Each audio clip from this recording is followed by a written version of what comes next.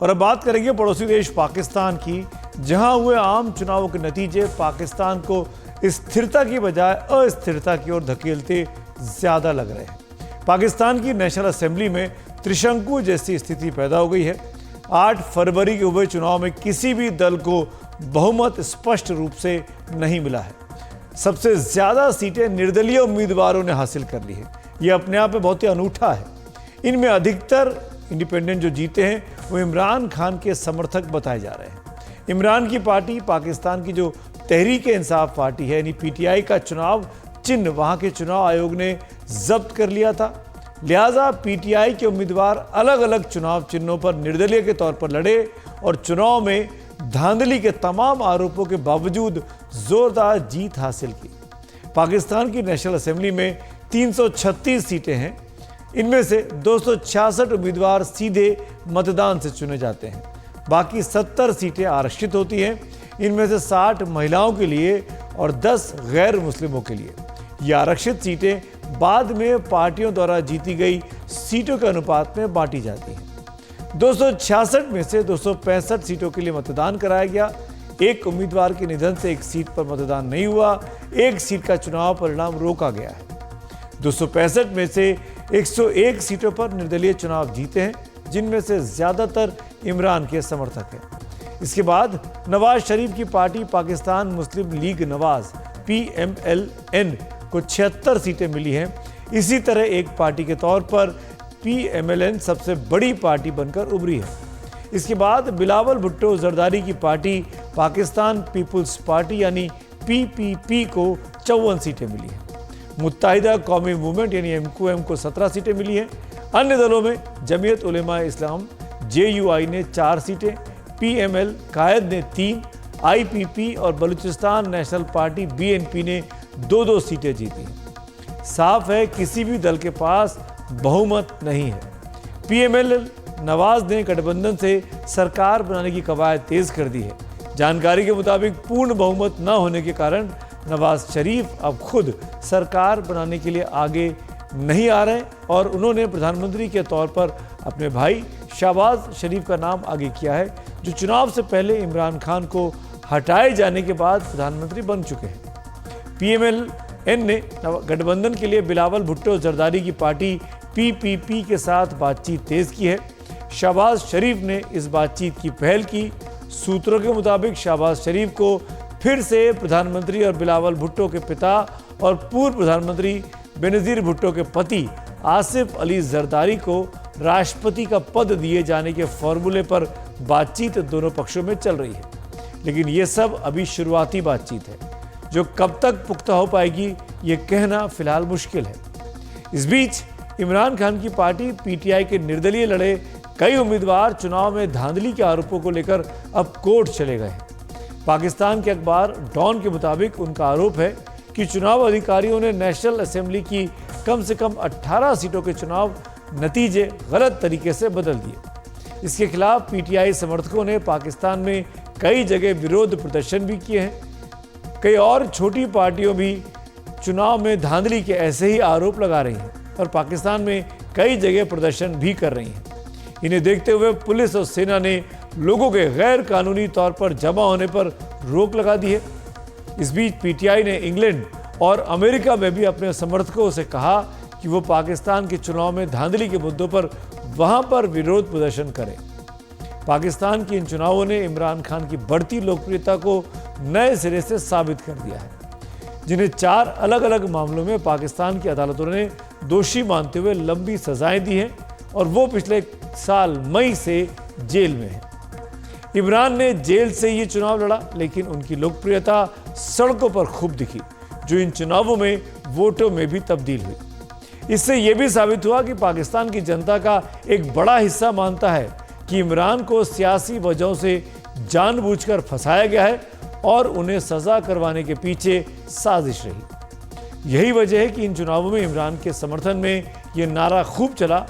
इमरान खान को जेल में कैदी नंबर 804 नंबर मिला है और उनके समर्थकों ने इसके आसपास ही उनके समर्थन में जोरदार नारे बना दिए हैं। सुनिए। सबका जिगरी सबका यार,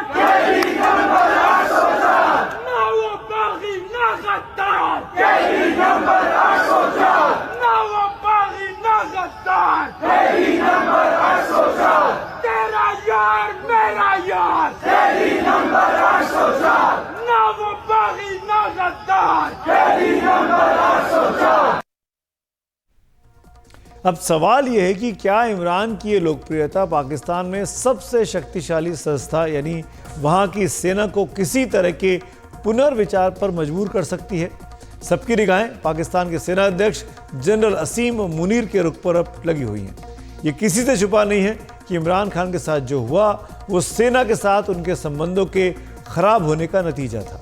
सेना की मदद से ही वो सरकार में आए, प्रधानमंत्री बने और सेना की नाराजगी से ही सरकार से उन्हें जाना पड़ा और आज जेल में है।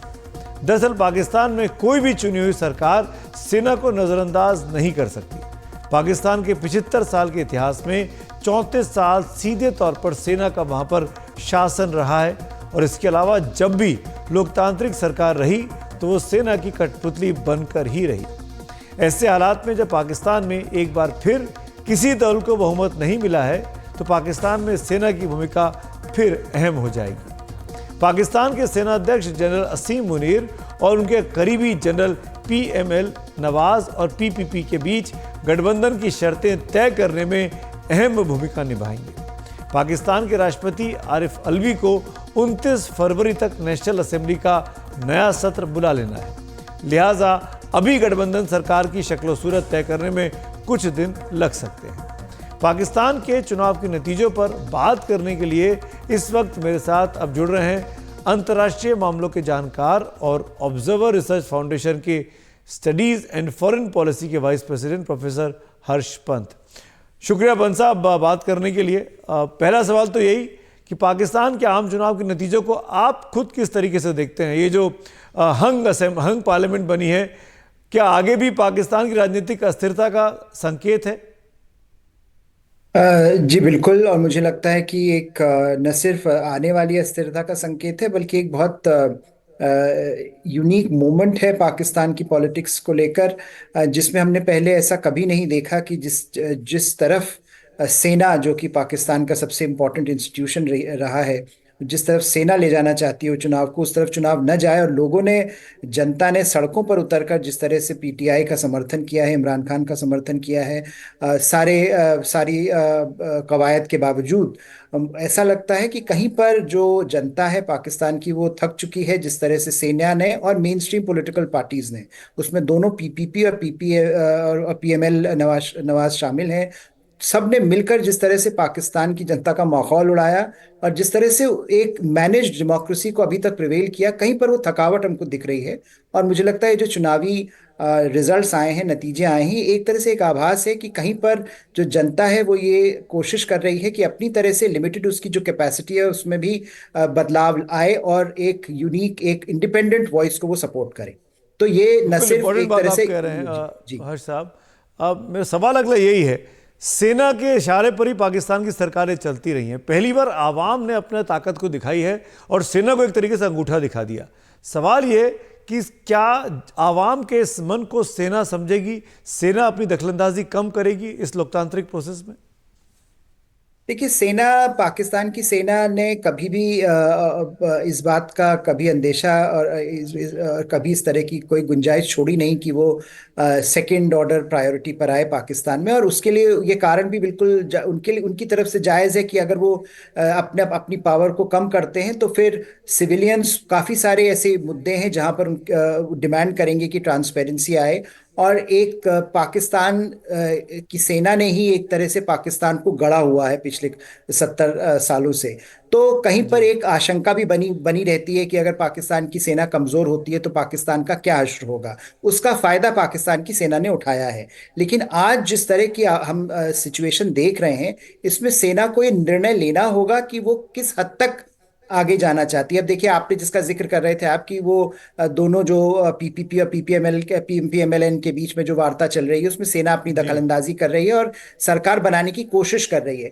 अगर सेना की दखलंदाजी इतनी ऊपर तरीके से दिखेगी लोगों को और ये सरकार बनेगी और लोगों को ये लगेगा कि सेना की दखलंदाजी से सरकार बनी है, तो मुझे लगता है जो अस्थिरता अभी तक दिख रही है ऑलरेडी, वो और ज्यादा बढ़ने की संभावना हो जाती है। वही मैं ये पूछना चाह रहा था आपसे कि अगर सेना की दखलंदाजी से शहबाज शरीफ या PMLN का कोई व्यक्ति प्राइम मिनिस्टर बन गया तो क्या आवाम स्वीकार करेगी उसको? जिस आवाम ने भर भर के PTI सपोर्टर्स को जिताया, 100 से ऊपर सीटें जीत गए इंडिपेंडेंट्स, क्या वो स्वीकार करेगी किसी ऐसे भी प्राइम मिनिस्टर को जो चुनाव उनके हिसाब से हार चुका है?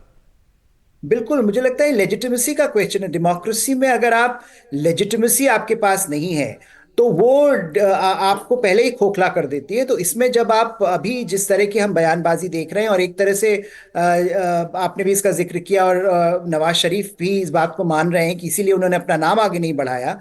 कहीं पर वो ये जानते हैं कि उनको लेजिटिमेट विक्ट्री नहीं मिली है। सेना ने सब कुछ कर दिया, सब कुछ ताक पर रख दिया, सारे हथकंडे अपना दिए, फिर भी अगर इस तरह की जीत मिल रही है पीपीपी और पीएमएलएन को, एक विखंडित नतीजे आ रहे हैं, तो कहीं पर दोनों मेन स्ट्रीम पॉलिटिकल पार्टीज को भी ये सोचना होगा कि उनका भविष्य क्या है। सेना का भविष्य तो खैर अपने आप में सुधर भी सकता है, क्योंकि सेना का जो रोल होता है किसी भी क्षेत्र राष्ट्र में वो अलग होता है, लेकिन इनके इनके भविष्य की इनको अपनी चिंता ज्यादा करनी पड़ेगी। और अगर इस तरह का कोई इलेजिटिमेट एक्सपेरिमेंट होता है तो वो ज्यादा जी। स्थिर नहीं रहेगा, और ये फिर से पाकिस्तान के लिए और मुझे लगता है पूरे क्षेत्र के लिए एक बड़ी दुविधा का एक अंदेशा है। एक और सवाल का जवाब जानना चाहूँगा मैं आपसे। हिंदुस्तान के लिए जो कंसर्न की बात होती है, पड़ोसी मुल्क है, हम उसको बदल नहीं सकते, हमको उसके साथ ही रहना है। कौन प्राइम मिनिस्टर भारत के लिए बेहतर होगा? इमरान खान की पार्टी का होगा, शहबाज शरीफ होंगे, भुट्टो होंगे? क्या हिंदुस्तान के हित में क्या है? देखिए, हिंदुस्तान के हित में तो अभी तक जिस तरह से हमने देखा है कि भारत ने पिछले कुछ सालों में, खासकर पिछले 5-6 सालों में, जब से हमारी कोई वार्ता पाकिस्तान के साथ नहीं चल रही है, पाकिस्तान ने एक बात भारत ने एक बात दुनिया को ये बता दी है कि जो ये बात बार बार कही जाती थी कि अगर पाकिस्तान को साथ लेकर भारत नहीं चलेगा तो भारत का कोई भविष्य नहीं है, इस बात को भारत ने बिल्कुल मार्जिनल कर दिया है। भारत ने राइट। दुनिया को दिखा दिया है कि पाकिस्तान हमारे लिए मार्जिनल है। पाकिस्तान को पहले अपनी परिस्थितियां, अपने आंतरिक जो उसके उसकी संरचना है उसको ठीक करना होगा। उसके बाद भारत इस बात पर विचार कर सकता है। तो कोई भी प्रधानमंत्री बने, भारत के लिए जरूरी है कि उसके अपने हित सुरक्षित रहें, और भारत को जिस तरह से भारत आज एक पोजीशन ऑफ स्ट्रेंथ के साथ पाकिस्तान के साथ डील कर रहा है, मुझे लगता है वो एक अच्छी रणनीति है, और उसको उसको ही आगे बरकरार रखना चाहिए।